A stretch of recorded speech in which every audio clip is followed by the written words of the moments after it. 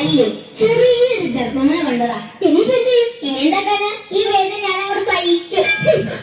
ആട്ടെ, അവിടുത്തെ പേരെന്താണോ? ഞാൻ ദുഷ്യന്ത മഹാരാജാവ്. അങ്ങയുടെ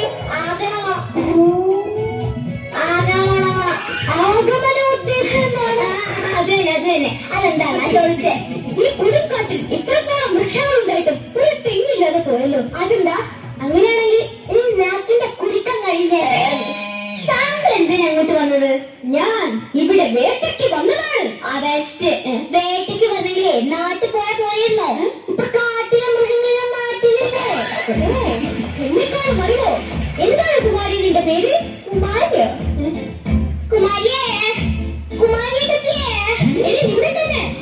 ഞാനാണോ?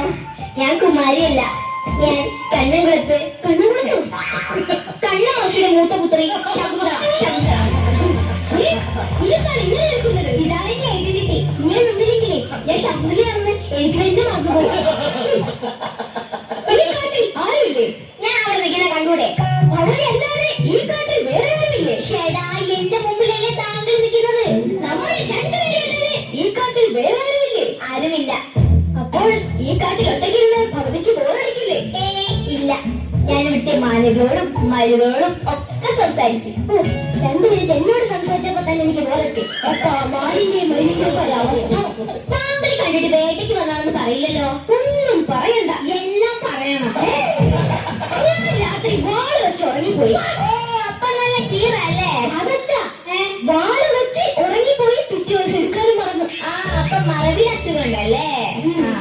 കുമാരിയെ കണ്ടത് മുതൽ എന്റെ ഉള്ളിന്റെ ഉള്ളിൽ അതല്ല, എന്റെ ഉള്ളിന്റെ ഉള്ളിൽ എന്തോ ഇത്. ഏത്? എന്തോ ഒന്ന്. എന്ത്? എന്തോ ഇത്. എനിക്ക് മനസ്സിലായി. അതിനാ പ്രേമോന്ന് പറയുന്നത്.